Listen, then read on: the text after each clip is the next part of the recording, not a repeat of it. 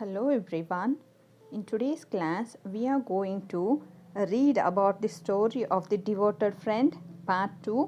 Before watching this video, we will recommend you to watch the part 1 of this video and then return back to this reading class. Now come on, let us read. Real friends should have everything in common, the miller used to say.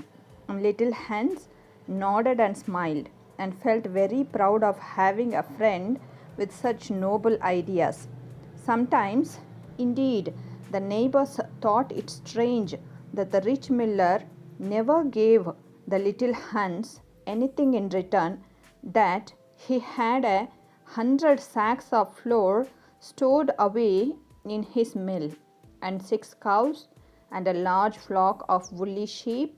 But Hans never troubled his head about these things, and nothing gave him greater pleasure than to listen to all the wonderful things the miller used to say about the unselfishness of true friendship.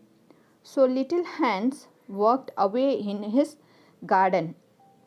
During the spring, the summer, and the autumn, he was very happy. But when the winter came and he had no fruit or flowers to bring to the market, he suffered a good deal from cold and hunger, and often had to go to bed without any supper but a few dried pears or some hard nuts.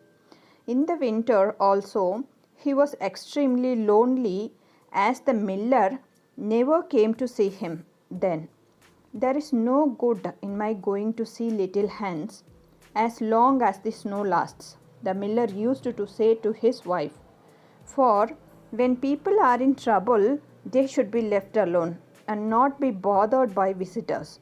That at least is my idea about friendship, and I am sure I am right. So I shall wait till the spring comes, and then I shall pay him a visit, and he will be able to give me a large basket of prime roses, and that will make him so happy. You are certainly very thoughtful about others, answered the wife, as she sat in her comfortable armchair by the big pine wood fire. Very thoughtful indeed. It is quite a treat to hear you talk about friendship. I am sure the clergyman himself could not say such beautiful things as you do, though he does live in a 3-storied house and wear a gold ring on his little finger. But could we not ask little Hans up here? Said the miller's youngest son. If poor Hans is in trouble, I will give him half my porridge and show him my white rabbits. What a silly boy you are, cried the miller. I really don't know what is the use of sending you to school. You seem not to learn anything. Why, if little Hans came up here, saw our warm fire and our good supper and our great cask of red wine, he might get envious. Envy is the most terrible thing and would spoil anybody's nature.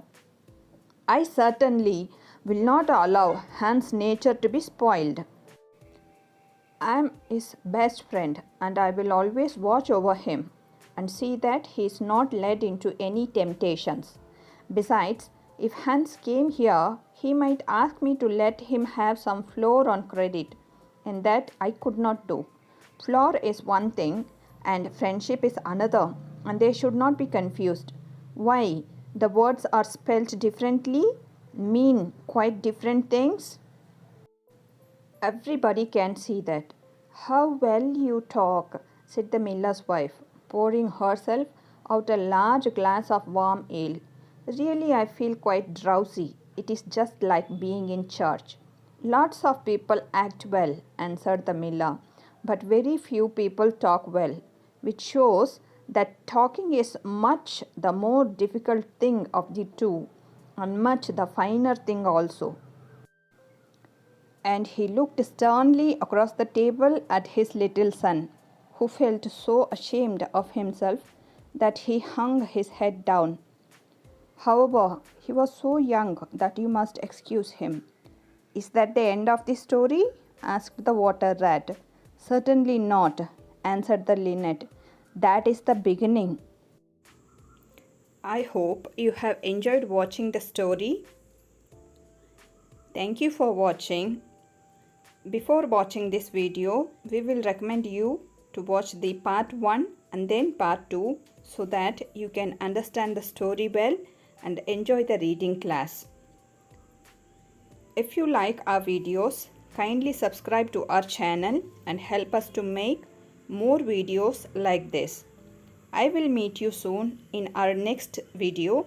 Until then, bye, see you and take care.